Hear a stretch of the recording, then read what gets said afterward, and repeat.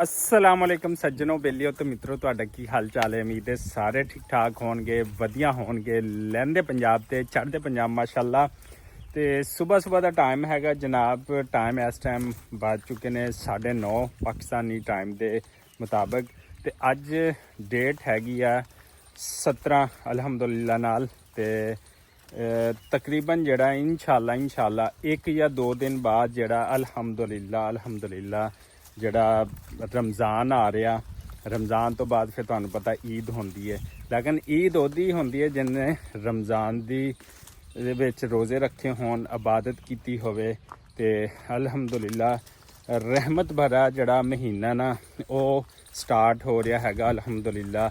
ਤੇ ਸਾਨੂੰ ਚਾਹੀਦਾ ਕਿ ਇਸ ਮਹੀਨੇ ਵਿੱਚ ਅਸੀਂ ਖੂਬ ਵੈਸੇ ਇਬਾਦਤਾਂ ਜਿਹੜੀਆਂ ਸਾਨੂੰ ਪੂਰਾ ਸਾਲ ਹੀ ਕਰਨੀਆਂ ਚਾਹੀਦੀਆਂ। ਸਾਨੂੰ ਅੱਛੇ ਕੰਮ, ਨੇਕੀ ਦੇ ਕੰਮ ਪੂਰਾ ਸਾਲ ਹੀ ਕਰਨੇ ਚਾਹੀਦੀ ਹੈ। ਲੇਕਿਨ ਖਾਸ ਤੌਰ 'ਤੇ ਇਸ ਮਹੀਨੇ ਦੇ ਵਿੱਚ ਕਹਿੰਦੇ ਨੇ ਕਿ ਆਪਣਾ ਜੋ ਵੀ ਕੁਛ ਹੈ, ਚਾਹੇ ਉਹ ਇਬਾਦਤ ਦੇ ਹਵਾਲੇ ਨਾਲ ਹੈ, ਚਾਹੇ ਉਹ ਕਿਸੇ ਨੂੰ ਦੇਣ ਦੇ ਹਵਾਲੇ ਨਾਲ ਹੈ। ਅਤੇ ਸਾਨੂੰ ਰੋਜ਼ਾ ਰੱਖਣਾ ਜਿਹੜੇ ਉਹਦੀ ਭੁੱਖ ਆ, ਉਹਦੀ ਪਿਆਸ ਆ, ਉਹਦੀ ਜਿਹੜੀ ਸ਼ਿੱਦਤ ਆ, ਉਹ ਜਿਹੜਾ ਆਬੋ ਤਾਬ ਨਾਲ ਅਸੀਂ ਸੁਬਾਹ ਉੱਠਦੇ ਹਾਂ, ਅਫਤਾਰੀ ਵੀ ਕਰਦੇ ਹਾਂ, ਸਹਿਰੀ ਵੀ ਕਰਦੇ ਹਾਂ, ਸਾਰਾ ਕੁਛ ਕਰਦੇ ਹਾਂ। ਅਤੇ ਸਾਨੂੰ ਆਪਣੇ ਇਹ ਸਾਰੀਆਂ ਚੀਜ਼ਾਂ ਯਕੀਨ ਦਿਲਾਉਂਦੀਆਂ ਕਿ ਅਸੀਂ ਆਪਦੇ ਰੱਬ ਦੇ ਕਹੇ ਹੋਏ ਰਸਤੇ ਦੇ ਉੱਤੇ ਚੱਲਦੇ ਹਾਂ। ਅਸੀਂ ਆਕਾ ਦੋ ਜਹਾਂ ਸੱਲੱਲਾਹੁ ਅਲੈਹਿ ਵ ਆਲਿਹਿ ਵਸੱਲਮ ਦੇ ਕਹੇ ਰਸਤੇ ਦੇ ਉੱਤੇ ਚੱਲਦੇ ਹਾਂ। ਦੇਖੋ ਸੁਬਾਹ ਸੈਰੀ ਤੋਂ ਲੈ ਕੇ ਅਫਤਾਰੀ ਤੱਕ ਅਸੀਂ ਕੋਈ ਵੀ ਚੀਜ਼ ਜਿਹੜੀਆਂ ਨਾ ਆਪਣੇ ਮੂੰਹ ਦੇ ਵਿੱਚ ਨਹੀਂ ਪਾਉਂਦੇ। ਜਿੰਨੀ ਸਾਨੂੰ ਮਰਜ਼ੀ ਭੁੱਖ ਲੱਗ ਜਾਵੇ, ਸਾਡੇ ਵਿੱਚ ਜਿਹੜਾ ਨਾ ਚਾਹੇ ਉਹ ਪਾਣੀ ਦੀ ਪਿਆਸ ਲੱਗੇ, ਸਾਨੂੰ ਭੁੱਖ ਲੱਗੇ, ਸਾਨੂੰ ਕਿਸੇ ਚੀਜ਼ ਦੀ ਤਲਬ ਹੋਵੇ, ਤੇ ਅਸੀਂ ਕੁਛ ਵੀ ਨਹੀਂ ਖਾਂਦੇ। ਕੀ ਹੈ ਉਹ? ਇਹ ਚੀਜ਼ ਹੈ ਕਿ ਰੋਜ਼ਾ ਤੇ ਰੋਜ਼ੇ ਦੇ ਨਾਲ ਬਾਕੀ ਜਿਹੜੀਆਂ ਚੀਜ਼ਾਂ ਨੇ ਉਹ ਸਾਨੂੰ ਬਰਦਾਸ਼ਤ ਜਿਹੜਾ ਨਾ ਕਰਨ ਦਾ ਇੱਕ ਤਰੀਕਾਕਾਰ ਉਹ ਸਿਖਾਉਂਦੀਆਂ ਨੇ ਕਿ ਇਨਸਾਨ ਜਿਹੜਾ ਨਾ ਸਿਰਫ ਆਪਣੇ ਰੱਬ ਦੇ ਤਾਬੇ ਹੋ ਕੇ, ਰੱਬ ਦੇ ਹੁਕਮ ਦੇ ਉੱਤੇ ਉਹਦਾ ਹੁਕਮ ਮੰਨਦੇ ਹੋਏ ਸਾਰਾ ਦਿਨ ਕੁਛ ਨਹੀਂ ਖਾਂਦਾ ਪੀਂਦਾ ਹੈਗਾ। ਤੇ ਇਹੀ ਮੇਨ ਫਰਕ ਹੈਗਾ ਸਾਡੇ ਤੇ ਗੈਰ ਮੁਸਲਿਮ ਦੇ ਵਿੱਚ ਕਿ ਰੱਬ ਦੇ ਤਾਬੇ ਹੋਣਾ, ਰੱਬ ਦੀਆਂ ਚੀਜ਼ਾਂ ਦੇ ਅਮਲ ਪੈਰਾ ਹੋਣਾ, ਆਕਾ ਦੋ ਜਹਾਂ ਸੱਲੱਲਾਹੁ ਅਲੈਹਿ ਵਾਲੀ ਵਸੱਲਮ ਦੇ ਅਹਿਕਾਮਾਤ ਦੇ ਉੱਪਰ ਚੱਲਦੇ ਹੋਏ ਜਿਹੜਾ ਨਾ ਇਹ ਅਸੀਂ ਸਾਰੀਆਂ ਚੀਜ਼ਾਂ ਸਿੱਖਣੀਆਂ।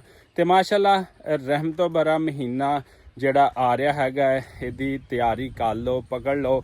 ਯਾਨੀ ਕਿ ਤਿਆਰੀ ਤੋਂ ਮੁਰਾਦ ਹੈ ਕਿ ਆਪਣੇ ਕੰਮ ਜਿਹੜੇ ਨਿਪਟੂ ਲਓ। ਉਸ ਦਰਮਿਆਨ ਸਿਰਫ ਆਪਣੇ ਰੱਬ ਦੀ ਜਿਹੜੀ ਨਾ ਇਬਾਦਤ ਹੋਣੀ ਚਾਹੀਦੀ ਹੈ। ਇੱਕੋ ਮਹੀਨਾ ਸਾਲ ਦੇ ਵਿੱਚ ਨਾ ਕਹਿੰਦੇ ਅਗਰ ਇਹ ਵਕਫ ਕਰ ਦਿੱਤਾ ਜਾਵੇ ਤੇ ਇਹਦਾ ਰਿਵਾਰਡ ਜਿਹੜਾ ਬਹੁਤ ਵੱਡਾ ਹੈਗਾ ਅਲਹਮਦੁਲਿਲਾ ਨਾਲ। ਇਨਸ਼ਾਅੱਲਾ ਅੱਲਾਹ ਤਾਲਾ ਦੀ ਜ਼ਾਤ ਜਿਹੜੀ ਹੈ ਨਾ ਉਹ ਰਿਵਾਰਡ ਦੇਣ ਵਾਲੀ ਹੈ। ਤੇ ਦੂਸਰੀ ਗੱਲ ਇਹਦੇ ਨਾਲ ਜੋੜਦੇ ਹੋਏ ਕਿ ਸਿਰਫ ਇਸ ਮਹੀਨੇ ਦੇ ਵਿੱਚ ਸ਼ੈਤਾਨ ਜਿਹੜਾ ਨਾ ਉਹ ਨਹੀਂ ਜਕੜਿਆ ਜਾਂਦਾ। ਤਕਰੀਬਨ ਦੇਖਿਆ ਜਾਵੇ ਪੂਰੇ ਮਹੀਨਿਆਂ ਵਿੱਚ ਹੀ ਉਹ ਜਕੜਿਆ ਰਹਿੰਦਾ ਹੈ। ਜੇ ਤੁਸੀਂ ਨਮਾਜ਼ ਪੜ੍ਹੋ, ਰੋਜ਼ੇ ਰੱਖੋ, ਉਸੇ ਦਾ ਹੱਕ ਨਾ ਮਾਰੋ, ਠੀਕ ਹੈ। ਤੇ ਦੂਸਰੇ ਦੀ ਮੈਂ ਕਹਿੰਦਾ ਇਸ ਟਾਈਮ ਸਭ ਤੋਂ ਜਿਹੜੀ ਵੱਡੀ ਇਬਾਦਤ ਹੈਗੀ ਹੈ ਨਾ ਨਮਾਜ਼ ਪੜ੍ਹਨ ਤੋਂ ਬਾਅਦ ਇਹੀ ਹੈ ਕਿ ਤੁਸੀਂ ਦੂਸਰੇ ਦਾ ਹੱਕ ਨਾ ਖਾਓ, 2 ਨੰਬਰੀ ਨਾ ਕਰੋ, ਝੂਠ ਫਰਾਡ ਨਾ ਕਰੋ। ਸਿਰਫ ਦੀਨ ਦੇ ਹੋਏ ਰਸਤੇ ਦੇ ਉੱਤੇ ਚੱਲੋ ਤੇ ਅੱਲਾਹ ਤਾਲਾ ਤੁਹਾਨੂੰ ਬੇਪਨਾਹ ਤਰੱਕੀ ਦਿੰਦਾ ਹੈਗਾ। ਤੇ ਇਹੀ ਚੀਜ਼ਾਂ ਇਨਸਾਨ ਨੂੰ ਅੱਗੇ ਲੈ ਕੇ ਜਾਂਦੀਆਂ ਨੇ। ਤੇ ਇਨਸ਼ਾਅੱਲਾ ਅਸੀਂ ਜਿਹੜਾ ਨਾ ਇਹਨਾਂ ਚੀਜ਼ਾਂ ਦੇ ਉੱਤੇ ਅਮਲ ਪੈਰਾ ਕਰਦੇ ਹੋਏ ਅਸੀਂ ਜ਼ਰੂਰ ਅੱਗੇ ਜਾਵਾਂਗੇ। ਤੇ ਦੂਸਰਾ ਦੋਸਤੋ, ਤੁਸੀਂ ਇਹ ਮੈਨੂੰ ਦੱਸੋ ਕਿ ਪਾਕਿਸਤਾਨ ਦੇ ਤਮਾਮ ਇਲਾਕਿਆਂ ਦੀ ਜਿਹੜੀ ਆ ਉਹ ਵਲੋਗਿੰਗ ਕਰਨੀ ਚਾਹੀਦੀ ਆ, ਟਰੈਵਲਿੰਗ ਵਲੋਗਰ ਮੈਨੂੰ ਬਣਨਾ ਚਾਹੀਦਾ ਕਿ ਨਹੀਂ ਬਣਨਾ ਚਾਹੀਦਾ? ਇਹ ਤੁਹਾਡੇ ਨਾਲ ਅੱਜ ਦੀ ਵੀਡੀਓ ਵਿੱਚ ਮਸ਼ਵਰਾ ਵੀ ਹੈਗਾ, ਕਿਉਂਕਿ ਮੇਰਾ ਤਾਂ ਦਿਲ ਕਰਦਾ ਕਿ ਮੈਂ ਟਰੈਵਲ ਵਲੋਗਰ ਬਣਾ। ਪਾਕਿਸਤਾਨ ਦੇ ਖੂਬਸੂਰਤ ਚੀਜ਼ਾਂ ਨੂੰ ਦਿਖਾਉਣ ਤੋਂ ਬਾਅਦ ਉਹ ਪਾਕਿਸਤਾਨ ਦੇ ਚਾਰੇ ਸੂਬੇ ਜਿੰਨੇ ਵੀ ਨੇ, ਠੀਕ ਹੈ, ਉਹਦੇ ਵਿੱਚ ਸਾਡਾ ਮੇਨ ਸੂਬਾ ਪੰਜਾਬ, KPK, ਬਲੋਚਿਸਤਾਨ ਆ ਜਾਂਦੇ ਨੇ। ਇਹਨਾਂ ਦੀ ਖੂਬਸੂਰਤੀ ਜਿਵੇਂ ਕਿ ਆ ਦੇਖੋ ਸਾਡੇ ਇਲਾਕਿਆਂ ਦੀ ਖੂਬਸੂਰਤੀ, ਪੰਜਾਬ ਦੇ ਰੌਣਕ ਮੇਲਾ ਤੁਹਾਡੇ ਸਾਹਮਣੇ ਹੈਗਾ। ਇਹ ਜੀ ਖੂਬਸੂਰਤੀ ਦਿਖਾਉਣ ਤੋਂ ਬਾਅਦ ਇਨਸ਼ਾਅੱਲਾ ਜਿਹੜਾ ਨਾ ਦਿਲ ਸਾਡਾ ਇਹੀ ਹੈ ਵਿੱਚੋਂ ਕਿ ਅਸੀਂ ਫਿਰ ਪੂਰੇ ਵਰਲਡ ਦੀ ਖੂਬਸੂਰਤੀ ਵੱਲ ਜਾਈਏ, ਪੂਰਾ ਵਰਲਡ ਤੁਹਾਨੂੰ ਦਿਖਾਈਏ। ਜਿਵੇਂ ਉਸਤਾਦ ਜੀ ਮੈਨੂੰ ਬੋਲਦਾ ਬਹੁਤ ਅੱਛਾ ਵਲੋਗਰ ਹੈਗੇ ਨੇ, ਇਬਰਾਰ ਭਾਈ, ਯਾਹਿਆ ਖਾਨ ਭਾਈ ਬਹੁਤ ਅੱਛੇ ਵਲੋਗਰ ਨੇ ਅਲਹਮਦੁਲਿਲਾ। ਤੇ ਅਸੀਂ ਉਹ ਸਾਡੇ ਉਸਤਾਦ ਵੀ ਨੇ, ਕਹਿੰਦੇ ਦੁਨੀਆ ਦੇ ਵਿੱਚ ਲਾਜ਼ਮੀ ਉਸਤਾਦ ਬਣਾਉਣੇ ਚਾਹੀਦੇ ਨੇ, ਤੁਹਾਨੂੰ ਉਹਨਾਂ ਕੋਲ ਅੱਛਾ ਇੱਕ ਇਨੀਸ਼ੀਏਟਿਵ ਲੱਭਦਾ ਹੈ ਸਿੱਖਣ ਵਾਸਤੇ।